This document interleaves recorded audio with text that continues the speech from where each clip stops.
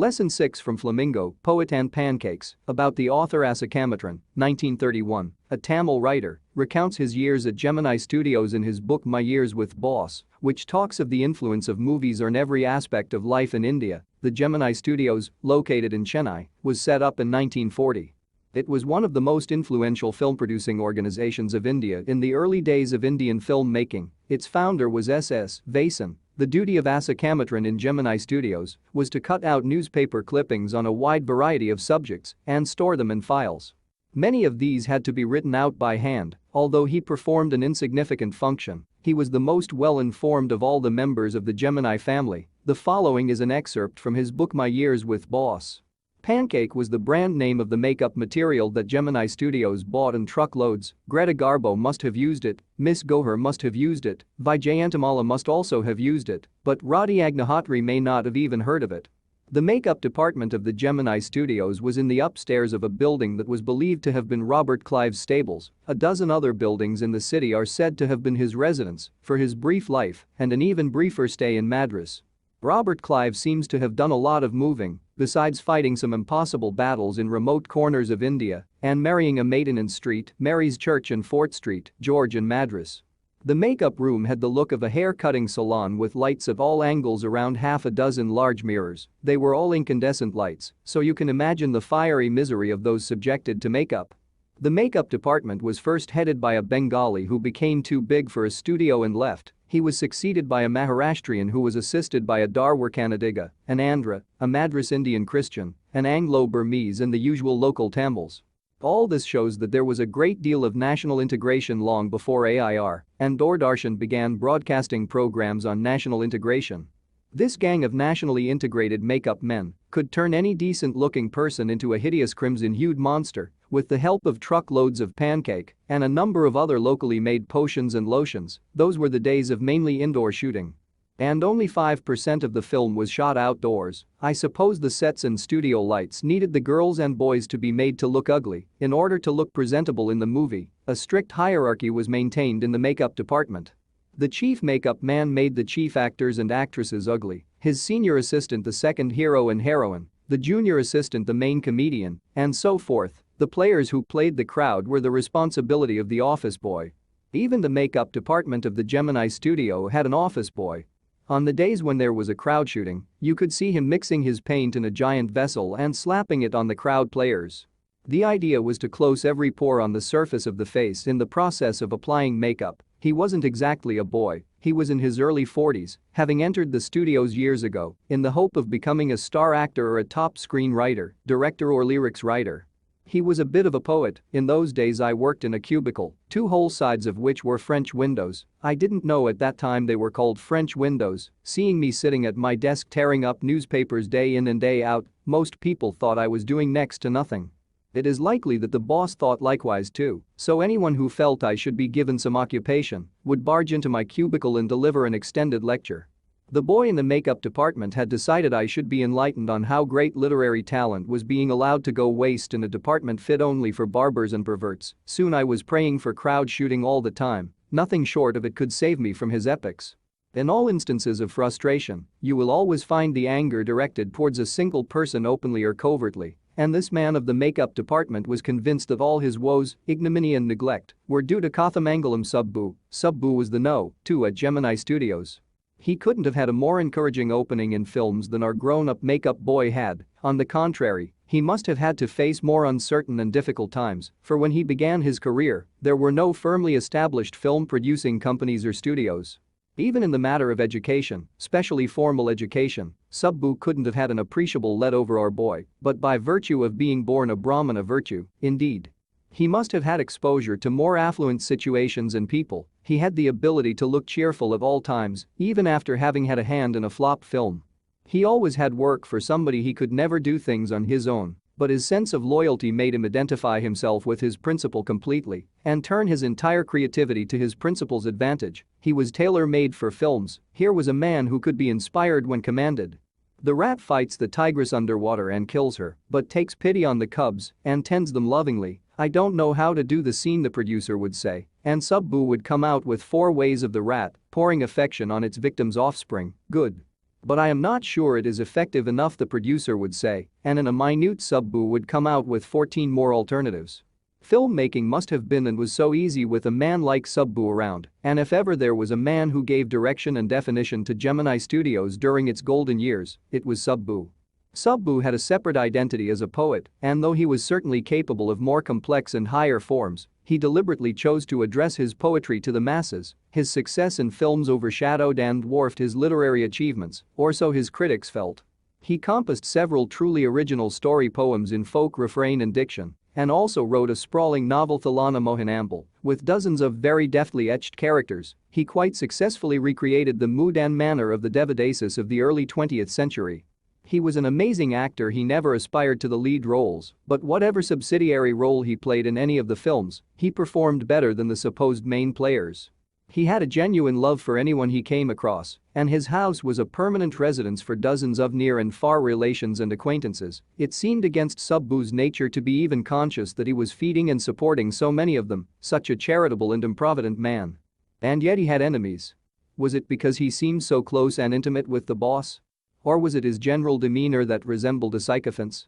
Or his readiness to say nice things about everything? In any case, there was this man in the makeup department who would wish the direst things for Subbu. You saw Subbu always with the boss, but in the attendance roles, he was grouped under a department called the story department, comprising a lawyer and an assembly of writers and poets. The lawyer was also officially known as the legal advisor, but everybody referred to him as the opposite, an extremely talented actress who was also extremely temperamental, once blew over on the sets. While everyone stood stunned, the lawyer quietly switched on the recording equipment. When the actress paused for breath, the lawyer said to her, "1 minute, please," and played back the recording. There was nothing incriminating or unmentionably foul about the actress's tirade against a producer, but when she heard her voice again through the sound equipment, she was struck dumb. A girl from the countryside, she hadn't gone through all the stages of worldly experience that generally precede a position of importance and sophistication that she had found herself catapulted into. She never quite recovered from the terror she felt that day. That was the end of a brief and brilliant acting career. The legal advisor, who was also a member of the story department, had unwittingly brought about that sad end. While every other member of the department wore a kind of uniform khadi dhoti with a slightly oversized and clumsily tailored white khadi shirt, the legal advisor wore pants and a tie, and sometimes a coat that looked like a coat of mail. Often he looked alone and helpless, a man of cold logic in a crowd of dreamers, a neutral man in an assembly of Gandhiites and Kadiites. Like so many of those who were close to the boss, he was allowed to produce a film, and though a lot of raw stock and pancake were used on it, not much came of the film. Then one day the boss closed down the story department, and this was perhaps the only instance in all human history where a lawyer lost his job because the poets were asked to go home. Gemini Studios was the favorite haunt of poets like S.D.S. Yoger, Sangu Subramaniam, Krishna Sastry and Harindranath Chattopadhyaya. It had an excellent mess which supplied good coffee at all times of the day and for most part of the night. Those were the days when Congress rule meant prohibition, and meeting over a cup of coffee was rather satisfying entertainment. Barring the office boys and a couple of clerks, everybody else at the studios radiated leisure, a prerequisite for poetry. Most of them wore khadi and worshipped Gandhiji, but beyond that they had not the faintest appreciation for political thought of any kind. Naturally, they were all averse to the term communism. A communist was a godless man. He had no filial or conjugal love. He had no compunction about killing his own parents or his children. He was always out to cause and spread unrest and violence among innocent and ignorant people. Such notions, which prevailed everywhere else in South India at that time, also, naturally, floated about vaguely among the khadi-clad poets of Gemini Studios. Evidence of it was soon forthcoming when Frank Buchman's Moral Rearmament Army, some 200 strong, visited Madras sometime in 1952. They could not have found a warmer host in India than the Gemini Studios. Someone called the group an international circus. They weren't very good on the trapeze, and their acquaintance with animals was only at the dinner table, but they presented 2 plays in a most professional manner. Their Jotham Valley and the Forgotten Factor ran several shows in Madras, and along with the other citizens of the city, the Gemini family of 600 saw the plays over and over again. The message of the plays were usually plain and simple homilies, but the sets and costumes were first-rate. Madras and the Tamil drama community were terribly impressed, and for some years almost all Tamil plays had a scene of sunrise and sunset in the manner of Jotham Valley, with a bare stage, a white background curtain and a tune played on the flute. It was some years later that I learned that the MRA was a kind of counter-movement to international communism, and the big bosses of Madras like Mr. Vasan simply played into their hands. I am not sure, however, that this was indeed the case. For the unchangeable aspects of these big bosses and their enterprises remained the same, MRA or no MRA, international communism or no international communism. The staff of Gemini Studios had a nice time hosting 200 people of all hues and sizes of at least 20 nationalities. It was such a change from the usual collection of crowd players waiting to be slapped with thick layers of makeup by the office boy in the makeup department a few months later. The telephone lines of the big bosses of Madras buzzed, and once again we at Gemini Studios cleared a whole shooting stage to welcome another visitor. All they said was that he was a poet from England. The only poets from England the simple Gemini staff knew or heard of were Wordsworth and Tennyson. The more literate ones knew of Keats, Shelley and Byron, and one or two might have faintly come to know of someone by the name Eliot, who was the poet visiting the Gemini Studios now. He is not a poet, he is an editor, that's why the boss is giving him a big reception. Vasan was also the editor of the popular Tamil weekly Ananda Vikatan. He wasn't the editor of any of the known names of British publications in Madras, that is, those known at the Gemini Studios. Since the top men of the Hindu were taking the initiative, the surmise was that the poet was the editor of a daily, but not from the Manchester Guardian or the London Times. That was all that even the most well-informed among us knew. At last, around 4 in the afternoon, the poet, or the editor, arrived. He was a tall man, very English, very serious and of course very unknown to all of us. Battling with half a dozen pedestal fans on the shooting stage, the boss read out a long speech. It was obvious that he too knew precious little about the poet, or the editor. The speech was all in the most general terms, but here and there it was peppered with words like freedom and democracy. Then the poet spoke. He couldn't have addressed a more dazed and silent audience. No one knew what he was talking about, and his accent defeated any attempt to understand what he was saying. The whole thing lasted about an hour. Then the poet left, and we all dispersed in utter bafflement. What are we doing?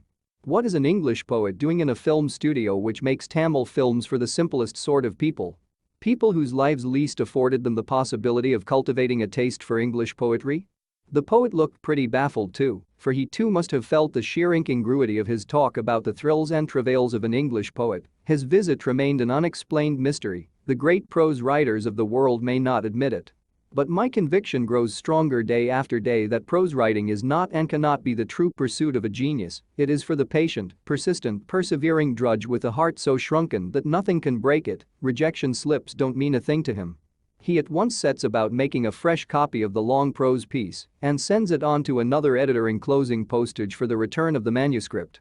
It was for such people that the Hindu had published a tiny announcement in an insignificant corner of an unimportant page, a short story contest organized by a British periodical by the name The Encounter. Of course, The Encounter wasn't a known commodity among the Gemini literati. I wanted to get an idea of the periodical before I spent a considerable sum in postage sending a manuscript to England. In those days, the British Council Library had an entrance with no long-winded signboards and notices to make you feel you were sneaking into a forbidden area. And there were copies of The Encounter lying about in various degrees of freshness, almost untouched by readers. When I read the editor's name, I heard a bell ringing in my shrunken heart.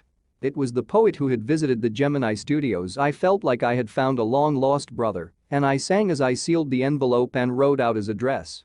I felt that he too would be singing the same song at the same time long-lost brothers of Indian films discover each other by singing the same song in the first reel and in the final reel of the film, Stephen Spender 5, Stephen, that was his name, and years later. When I was out of Gemini Studios and I had much time but not much money, anything at a reduced price attracted my attention. On the footpath in front of the Madras Mount Road post office, there was a pile of brand new books for 50 paise each. Actually, they were copies of the same book. An elegant paperback of American origin, special low-priced student edition, in connection with the 50th anniversary of the Russian Revolution. I paid 50 paise and picked up a copy of the book, The God That Failed. 6 eminent men of letters in 6 separate essays described their journeys into communism and their disillusioned return. André Gide, Richard Wright, Ignazio Salone, Arthur Koestler, Louis Fisher and Stephen Spender. Suddenly the book assumed tremendous significance. Stephen Spender, the poet who had visited Gemini Studios. In a moment I felt a dark chamber of my mind lit up by a hazy illumination. The reaction to Stephen Spender at Gemini Studios was no longer a mystery. The boss of the Gemini Studios may not have much to do with Spender's poetry, but not with his God that failed. Don't leave without giving a like to this video. And please subscribe to my channel to support my work. As always, thanks for watching. Bye bye.